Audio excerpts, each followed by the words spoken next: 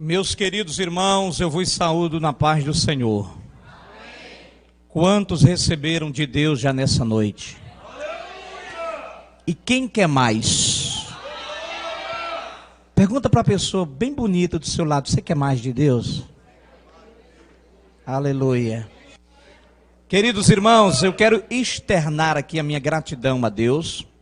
Vou começar a pregar agora não, viu? Quando eu começar aí, a Vossa Excelência dá o play. Eu quero externar minha gratidão a Deus pela oportunidade que Ele nos proporciona de estarmos aqui. Pregar o Evangelho é uma honra. Ser ministro do Evangelho é uma dádiva de Deus. E nós nos sentimos honrados por isso. Nós somos ministros de Deus, nós somos embaixadores do céu. Eu quero louvar a Deus pela vida do pastor Regis, que eu tive a oportunidade de conhecer lá em Caicó, na nossa igreja, esse ano, quando ele pregou lá no nosso segundo congresso de missões ID, com a participação dos Gideões, e ele foi um dos preletores da noite, e louvo a Deus pela sua vida, e criamos esse laço de amizade. Ele é um guerreiro, um missionário, tem uma grande mulher ao seu lado, porque tem gente que diz: por trás de um grande homem tem uma grande mulher. Não é por trás, é de lado, irmão.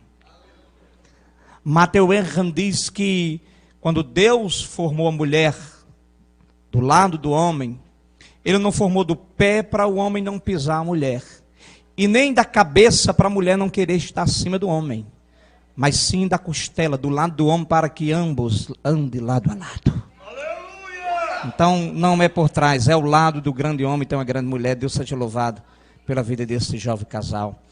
Quero cumprimentar os pastores que estão aqui, pregadores, obreiros, missionários, levitas, né? O meu amigo pastor Aguinaldo, que fico muito feliz em ver cada dia mais o Senhor crescendo no reino, ministrando a palavra e já se tornando aí um pregador dos eventos dos Gideões, né, com a participação dos Gideões. Meu amigo pastor Jair dispensa comentário. Que bênção, rapaz, foi apoteótico, viu? Deus abençoe. Estive lá em Santa Catarina. Eu já vi um nordestino, irmão, tomar chimarrão. E ele falou assim: ô Júnior, tu tem que tomar. Só que eu já morei lá e já tomava, né? Deus abençoe, pastor Jair. Meu genro, pastor Alisson, que está aqui, veio comigo de Caicó. Esse mês agora, a minha filha vai estar me dando a meu primeiro neto. É uma neta, uma menina. Está chegando. E nós já profetizamos que ela vai ser um vaso nas mãos de Deus, né? Já está aguardando já. E quero mandar um abraço aí para toda a minha família. E o meu irmão, o pastor Erinaldo Silva, que é meu pai na fé. Eu morei com ele quando me converti. Ele me levou para bem pertinho dele, me tirou dos times de futebol. O meu sonho era ser um jogador de futebol profissional. E Jesus não deixou. Jesus disse: eu tenho um negócio maior contigo. E fui morar com ele, 16 anos de idade, pastor Regis. E aí ele quem fez meu casamento, meu noivado, meu casamento, e me preparou para a obra e para o homem que eu sou hoje. Deus abençoe, viu, meu irmão? Louva a Deus pela sua vida. Cadê o Oséias? Já chegou? Já? Oséias e Paulas. Eu cresci ouvindo os seus louvores. Muito mesmo. Senhor, é um prazer. É um prazer, viu? Né, Erinaldo, se lembra? Nós era muito simples, irmão. A minha irmã ganhou uma radiola, tem aqueles discos lá. Nós crescemos na fé ouvindo os hinos do Senhor. Era. Olha, é uma honra estar aqui hoje, viu? Viu? É uma honra. Deus vai usar o Senhor poderosamente para nós aqui nessa noite. Amém? Glória a Deus. É muito lindo, irmão, Deus colocar pessoas que nós ouvíamos e crescíamos na fé ouvindo, colocar bem pertinho aqui nessa noite. Vamos lá, irmão, eu vim para pregar, então vamos pregar. O livro do Números, capítulo 1. Glória a Deus. Capítulo de número 1. Glória a Deus. Já deu para perceber aqui que a igreja é do glória, é do checkmate,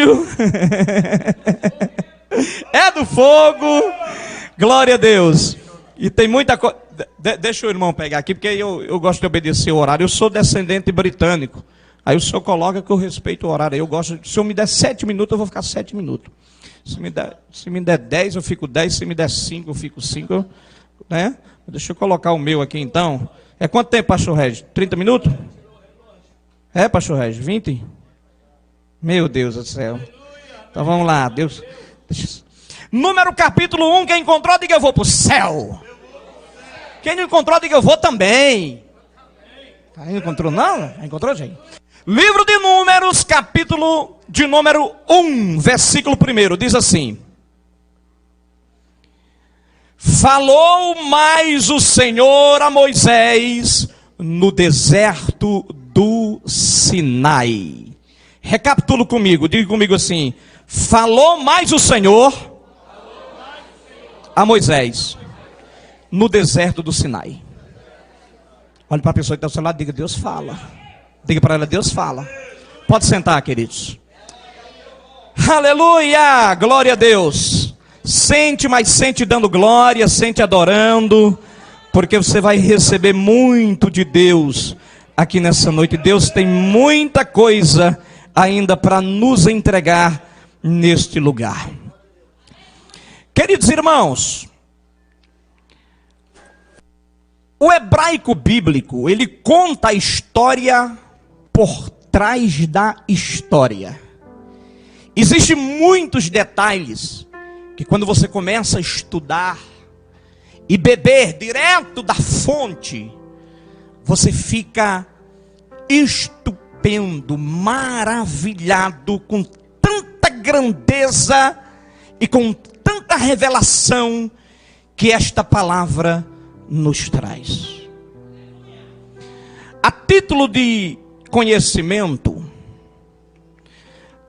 a Bíblia hebraica, ela é diferente da nossa Bíblia. A nossa Bíblia tem 66 livros, 1181 capítulos, 31.173 versículos. Está dividida em Antigo Testamento e Novo Testamento. O Antigo Testamento com 39 livros, o Novo com 27. Mas a Bíblia hebraica, ela não tem o Novo Testamento. Os judeus, eles não usam o Novo Testamento. Eles têm a Tanar. Eles não chamam de Antigo Testamento. Nós chamamos de Antigo Testamento porque temos o Novo Testamento. Mas eles não chamam Antigo Testamento porque a Tanar é sempre o livro atual.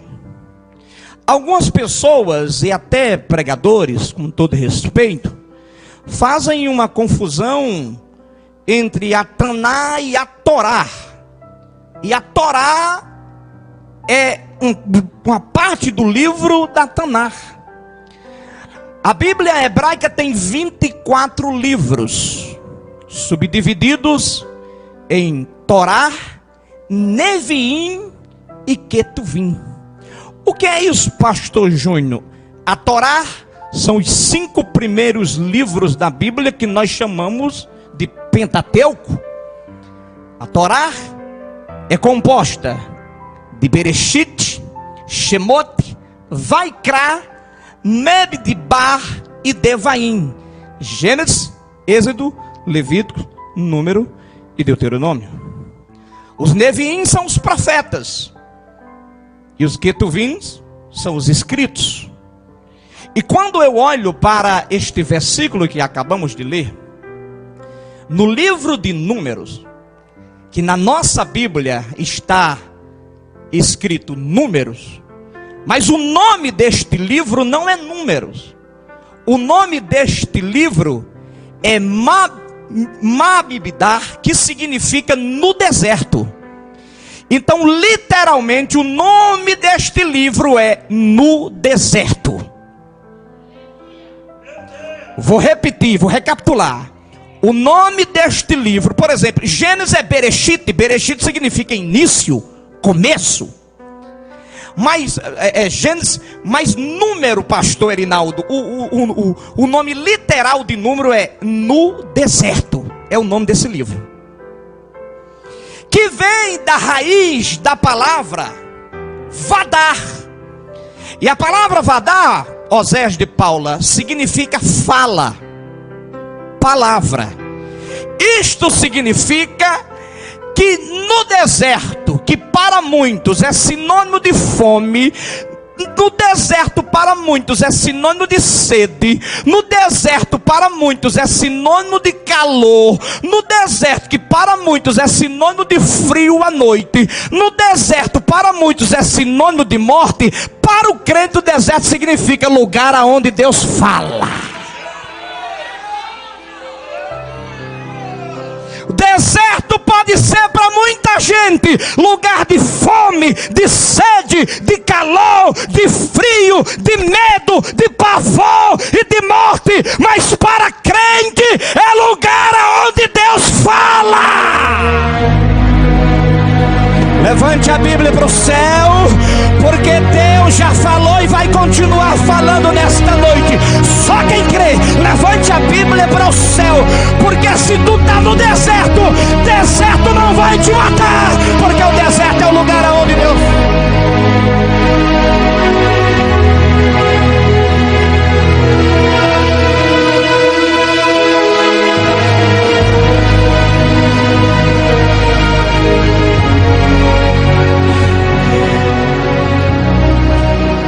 É por isso que eu digo, o hebraico conta a história por trás da história.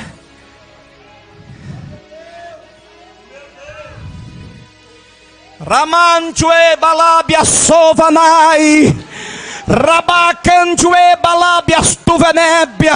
E falou o Senhor Deus a Moisés no deserto do Sinai, porque o deserto para alguns pode ser lugar de morte, mas Deus está falando com alguém aqui: este deserto não vai te matar, porque o lugar do deserto para o crente é onde Deus fala.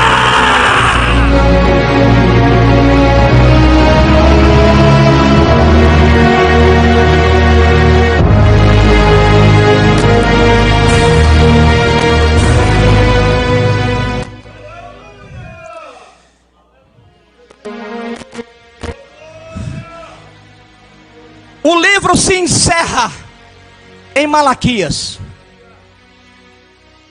De Malaquias a Mateus, nós temos um período de 400 anos. O mesmo tempo em que o povo passou no Egito. Período de silêncio. Chamado por alguns de período negro, período interbíblico, período intertestamentário, porque está dentro de 2 testamentos.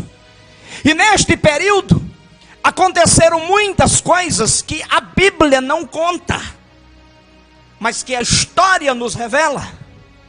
Por exemplo, foi no período negro, no período interbíblico, que surgiu a seita dos fariseus, dos saduceus, dos essênios.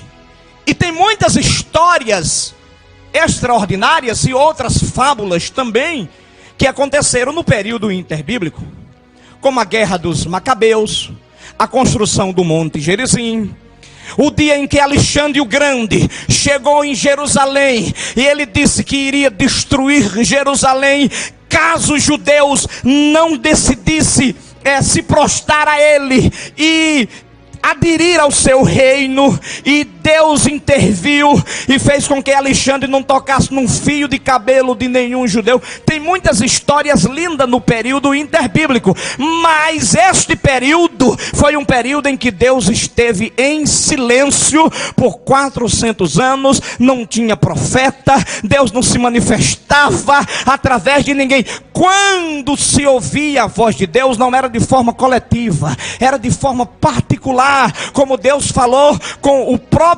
sacerdote. Quando Alexandre o Grande foi invadir Jerusalém, Deus disse ao sacerdote: vista-se com as vestes sacerdotal, manda os levitas colocar as vestes brancas e vão ao encontro do soberano, porque eu darei livramento a vocês. E foi exatamente isso que ele fez. Isto era uma voz coletiva. Agora era uma voz pessoal de Deus apenas para o homem. Agora a voz para a nação inteira. Deus estava em silêncio durante um período de 400 anos. Mas deixa eu falar uma coisa para você: Deus se cala, mas não fecha os olhos. Não, você não entendeu, eu vou recapitular.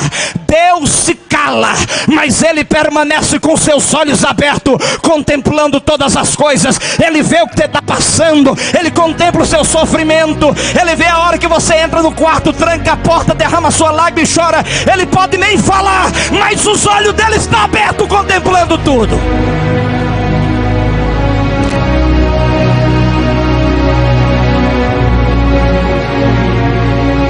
Davi organiza o culto no Mikdash, que era o templo,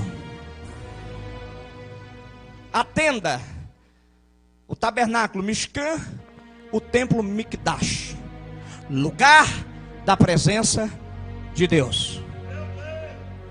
E vou falar mais uma coisa, irmão, aqui. A turma fica brava comigo quando eu falo isso.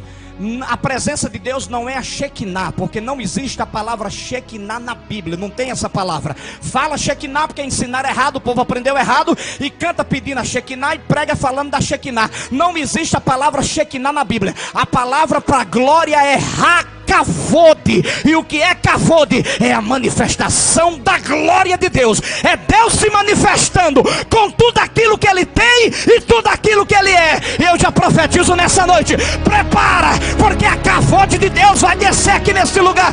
Tem glória dentro deste templo, tem glória aqui no altar. Não é a Shekinah, é a Kavod de Deus. Pode ter banda Shekinah, grupo Shekinah, igreja Shekinah, hino Shekinah, mas na Bíblia não tem a palavra Shekinah, a palavra é glória. Quem quiser Shekinah, fica esperando a Shekinah. Eu quero glória, Kavod. Pergunta para o teu irmão aí, tu quer a glória de Deus? Pergunta.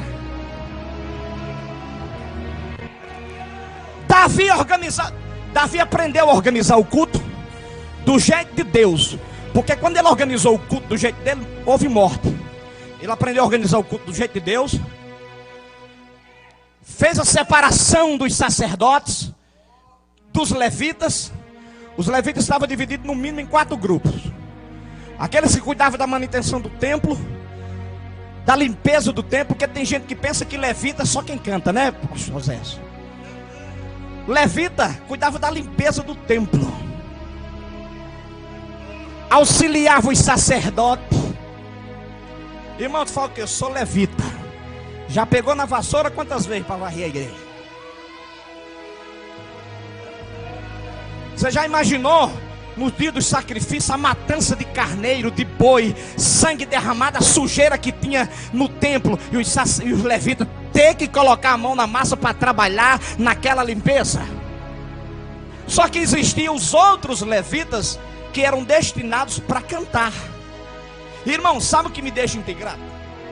É quando alguém sobe no altar para cantar e diz assim: irmão, eu não sou digno de estar aqui, então desça e deixe subir quem é digno de estar.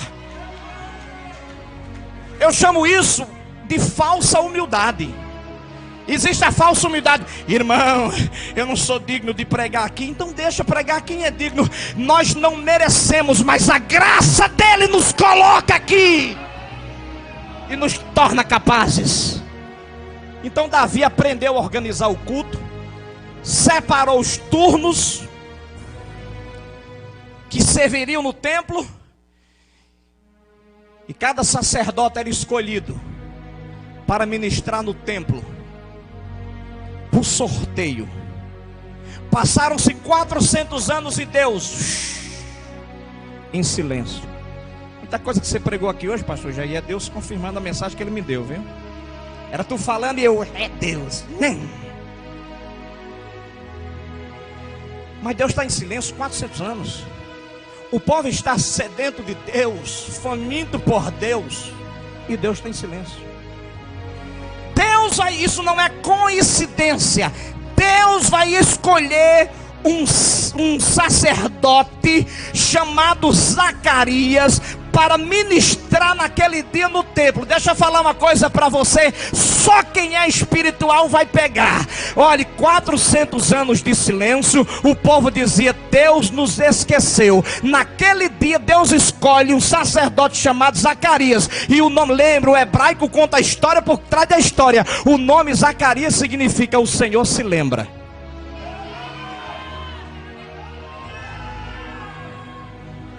Você não entendeu? Eu vou, como diz o pastor Jair, falar em miúdo. 400 anos de silêncio, não tem profeta, ninguém fala por Deus, e o povo diz: Deus nos esqueceu. Aí Deus vai levantar um sacerdote chamado Zacarias, e o nome Zacarias significa o Senhor se lembra. Deixa eu falar para você nessa noite. Tu pensa que Deus te esqueceu de ti? Não te esqueceu. Ei, obreiro, você que está aqui no altar, Deus não te esqueceu. Não, a tua hora vai chegar. Tudo tem o tempo. Deixa eu falar, quando a Bíblia diz assim, e Deus se lembrou, não significa que Deus se esqueceu, porque a Bíblia tem figura de linguagens, e tem uma linguagem que nós chamamos de antropopatismo e antropomorfismo. O antropomorfismo é uma linguagem que dá formas humanas a Deus, como a mão de Deus, os pés de Deus, os olhos de Deus, as costas de Deus. Existe uma linguagem chamada antropopatismo, que é uma linguagem que dá sentimentos humanos a Deus, a alegria de Deus, a tristeza de Deus, o choro de Deus, e assim sucessivamente. Quando a Bíblia diz Deus se lembrou, não quer dizer que ele havia se esquecido. Isso significa o tempo da promessa vai chegar para... Irmão, pega aí, Deus está dizendo: eu não me esqueci. Se prepara, porque a minha promessa vai chegar. Quem crê, quem tem promessa, deixa eu ver quem crê. E quem tem promessa e crê que a hora vai chegar, o Senhor está dizendo: ei, Zacarias, eu não me esqueci.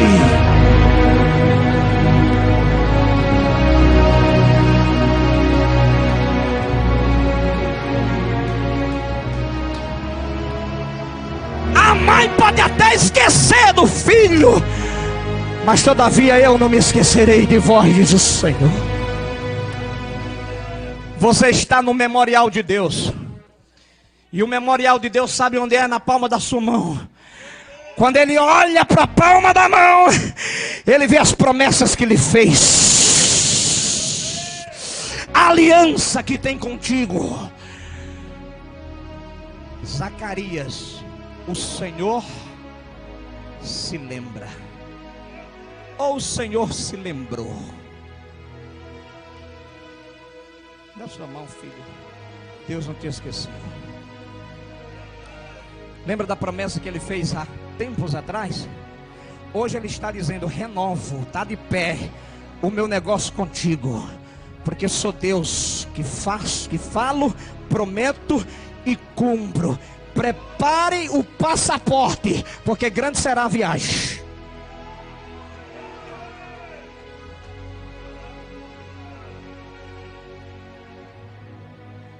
Zacarias coloca toda a indumentária sacerdotal, entra no templo, porque o templo tem 3 divisórias. Tem o pátio, o lugar santo e o Santo dos Santos. Naquele dia ele não entrou no Santo dos Santos, que é o Kedesh, Kedoshim. Ele entrou no lugar santo, que é o Kadosh. A palavra Kadosh quer dizer santo. Ele sai do pátio e vai até o lugar santo. À sua direita está a mesa com os pães, à esquerda a menorá, e na frente o altar de incenso. Ele já traz o fogo lá do altar, porque o fogo tinha que ser tirado do altar. Porque nós pregadores e cantores pregamos e cantamos e queremos que a igreja se acenda no fogo e que venha fogo de lá para cá. Mas antes que venha fogo de lá para cá, tem que sair fogo daqui para lá. Tem fogo aqui no altar, obreiro? Tem fogo? Então dá um pulo dessa cadeira aí em nome de Jesus. Abra essa tua boca, estenda a mão para esta igreja e diga: receba. Fica de pé, igreja, fica de pé para adorar. Fica de pé.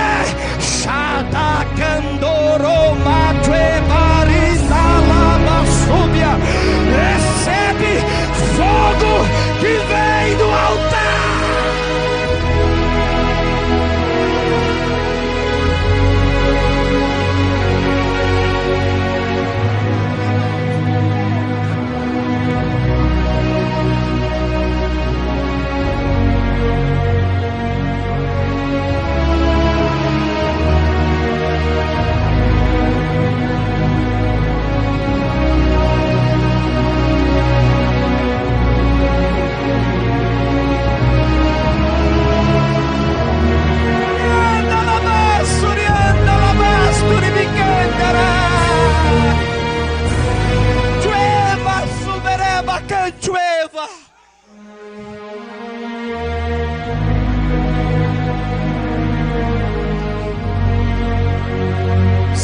Eu já estou concluindo.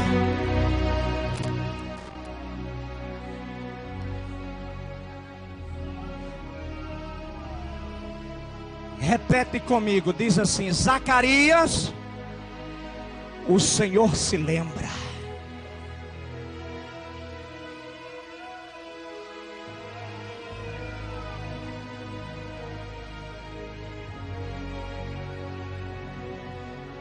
Aí, irmãos,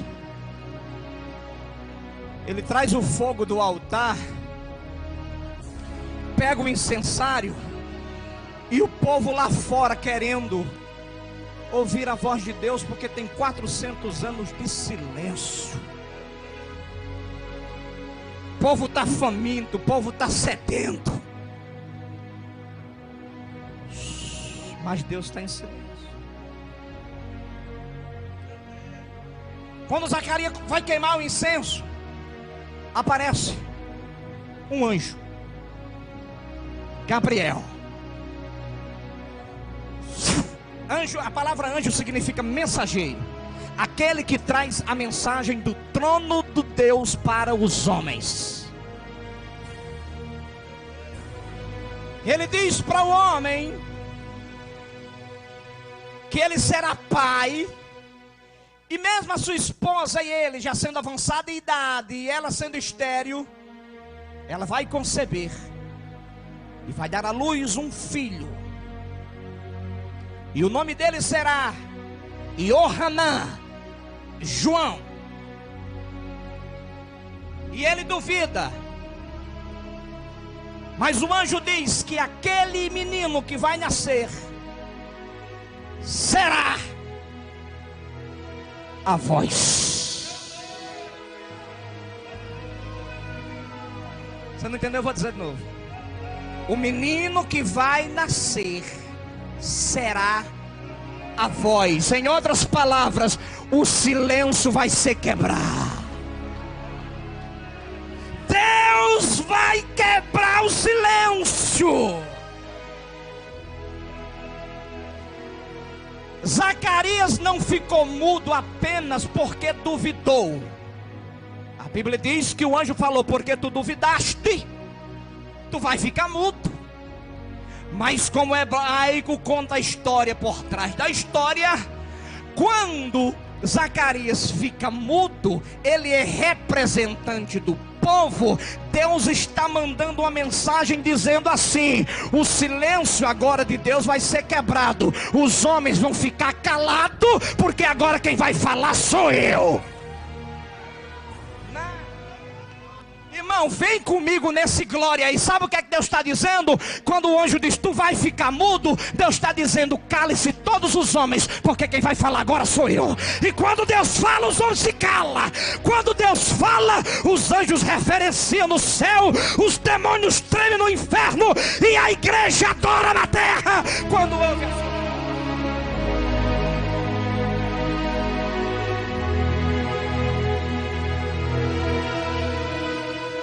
Iohanã nasceu.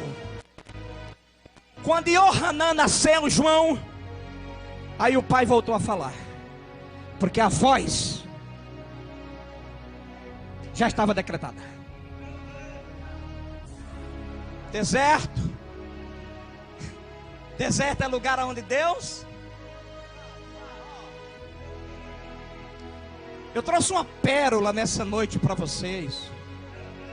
Deserto é lugar onde Deus... E o menino crescia e foi criado no deserto, e a sua alimentação era gafanhoto e mel silvestre. E quando pergunta quem é ele, ele diz: eu sou a voz. Quem é ele? Tu é o Cristo? Não, eu não sou o Cristo. Eu sou a voz do que clama no deserto. O silêncio está quebrado.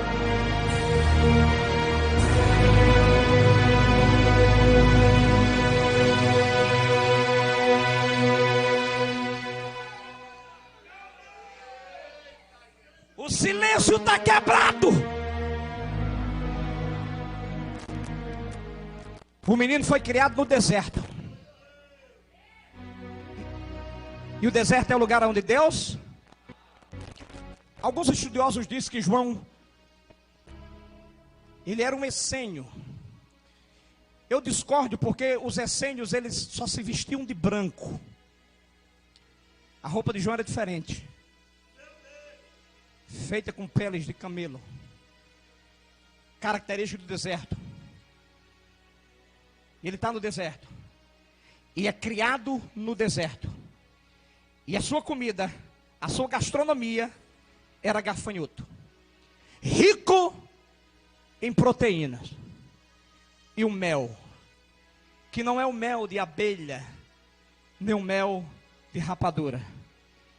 Era o mel de tâmara. A tamareira é uma palmeira do deserto, que produz mel. Esse era o alimento de João, criado no deserto. Agora, quais as características de profeta que é criado no deserto? A primeira característica de profeta que é criado no deserto, ele tem a palavra.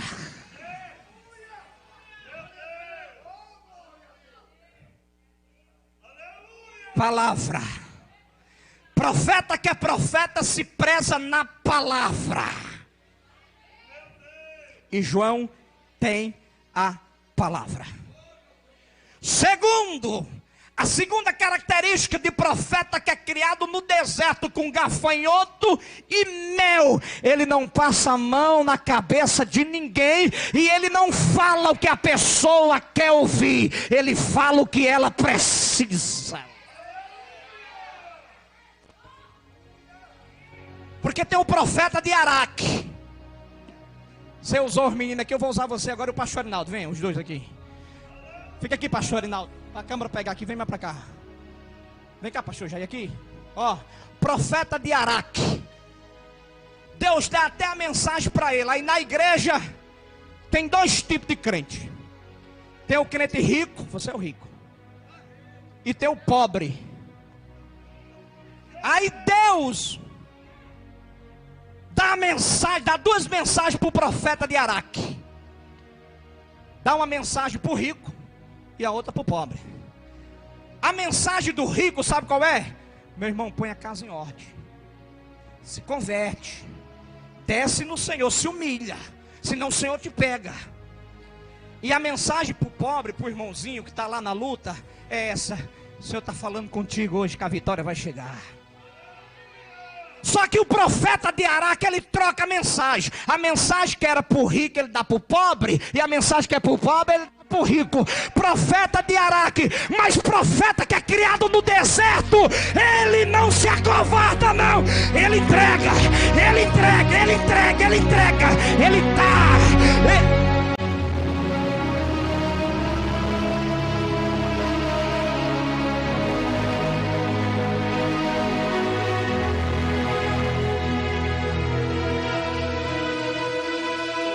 Passa a mão na cabeça de ninguém.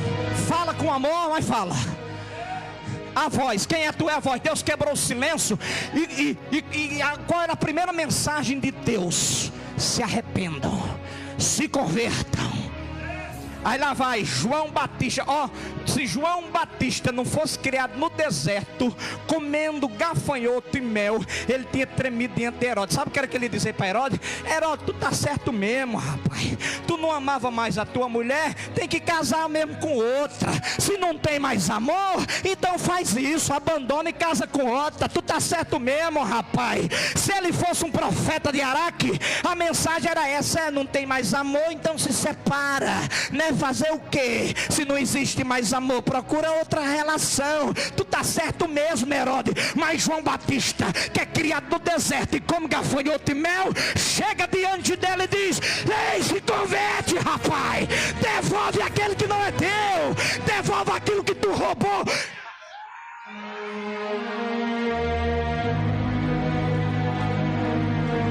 O camarada é macho.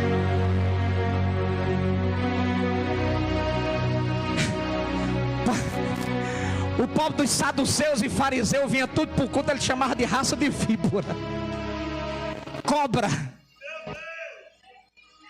Mas por que, Osés? Porque toda esta veemência de João, porque Deus estava quebrando o silêncio, e o povo não poderia ouvir uma mensagem meia boca, tinha que ser uma mensagem confrontante.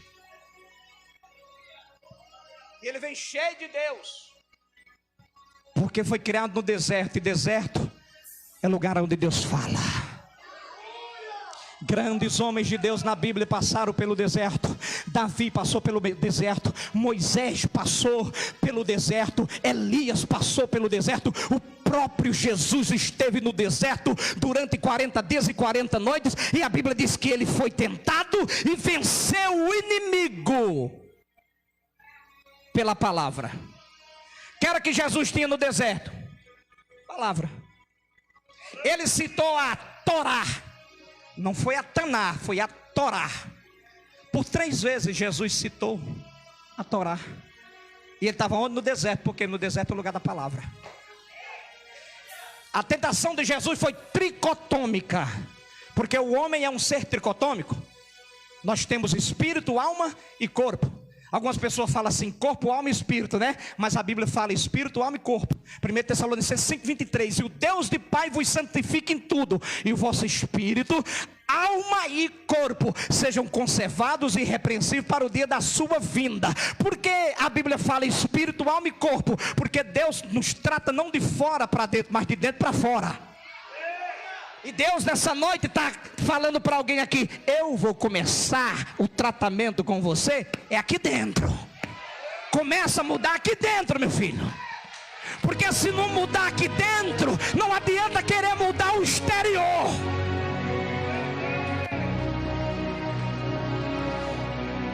A tentação tricotômica: o diabo tenta Jesus na carne, para que Jesus transforme as pedras em pães.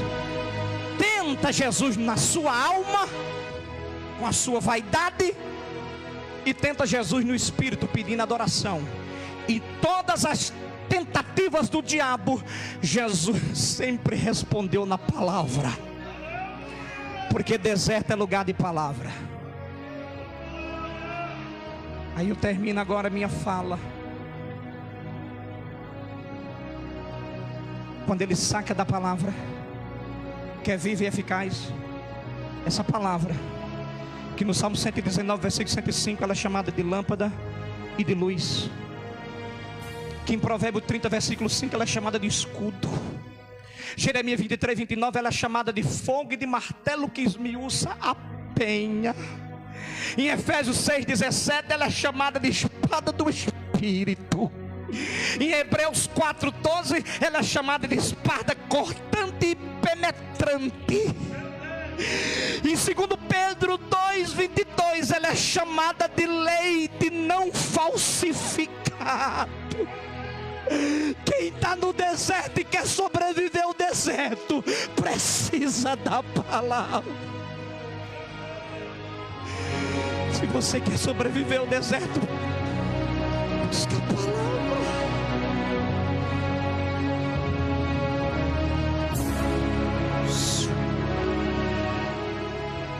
Eu fui estudar sobre o mel. O mel de tâmara, Oséias, ele tem alguns benefícios. Uma das primeiras coisas que o mel de tâmara, que João Batista comia, ele nos previne, é de infarto. Isso significa, ele vai trabalhar no seu coração. Você não entendeu nada, eu vou trazer para o âmbito espiritual. Quem se alimenta do deserto, que tem a palavra e come o mel de tâmara, que é a palavra, ela começa a trabalhar no seu coraçãozinho. Outra característica que o mel de tâmara produz: ele é bom para a visão, evita miopia. Por isso que João era um visionário. Quando ele viu de longe, ele soube quem era e disse: olha ali quem é. Ó. Quem é, João? Nós não estamos conhecendo não. É o Cordeiro de Deus que tira o pecado. Visão!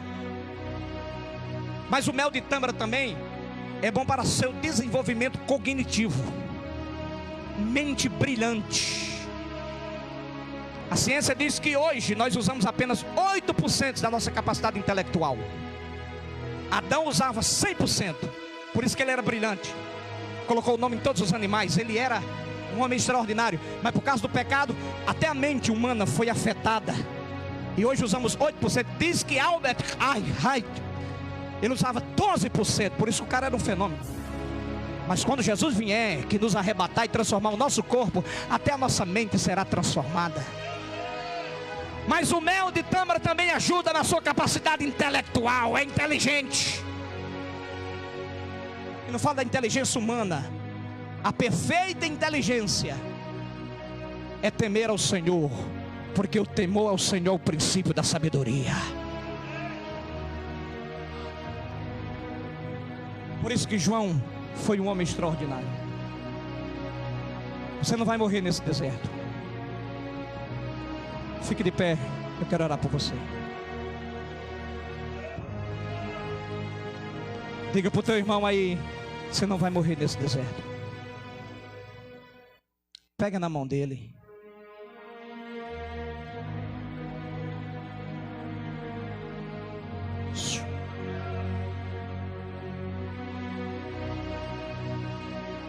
Quantos aqui é crente e crê em milagre? O deserto representa a luta que você está passando, essa dificuldade que você está enfrentando.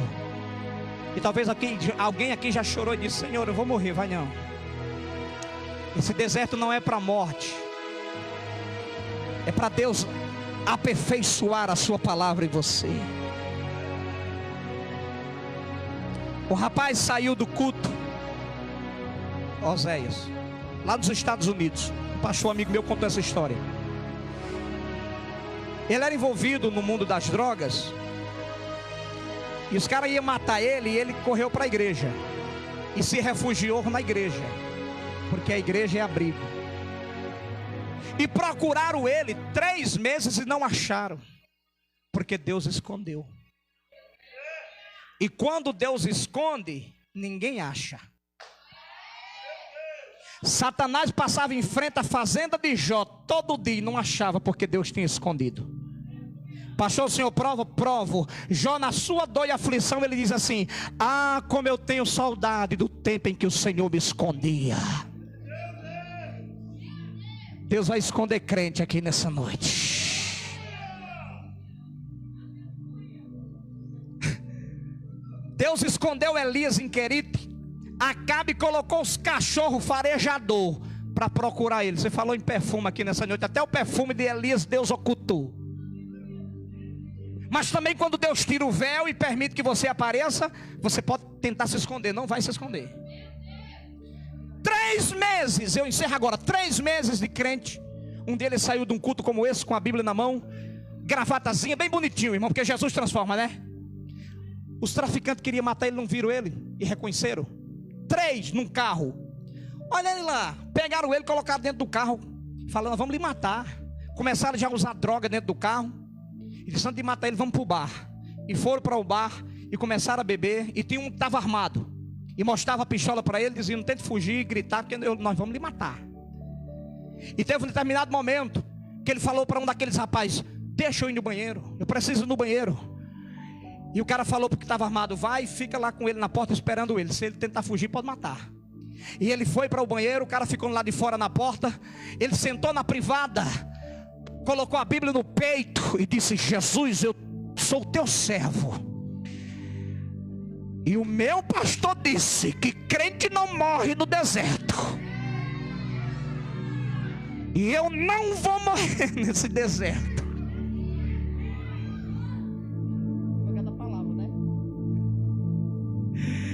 Irmão, se você não der um glória, tu não vai comer mel não, tu vai comer gafanhoto primeiro. Ele apertou a Bíblia no peito, sentado na privada. Ele disse que quando terminou a oração, abriu os olhos, ele estava sentado na cama dele dentro do quarto. Deus trasladou ele do banheiro do bar para a casa dele. Sabe por quê? Porque nesse deserto você não vai morrer. Pega a mão do teu irmão, levanta ela para cima. Eu quero orar por você agora. Deus, pega esta igreja agora com a tua glória, Senhor. Vem no teu remanso, Senhor, e enche este povo com a tua presença nesta noite, manifestando a tua unção extraordinária. área, e faz com que ele entenda que ele não morre nesse deserto, que o Senhor tem a palavra para ele no deserto, e quem tem palavra no deserto sobreviverá. Enche, Senhor, enxuga a lágrima de quem chora, anima quem está desanimado, levanta o que está caído, revigora as forças do que não tem vigor. E só quem recebeu esta palavra, só quem recebeu, abra a boca para adorar, abra a boca para adorar, abra a boca aqui no altar, abra a boca.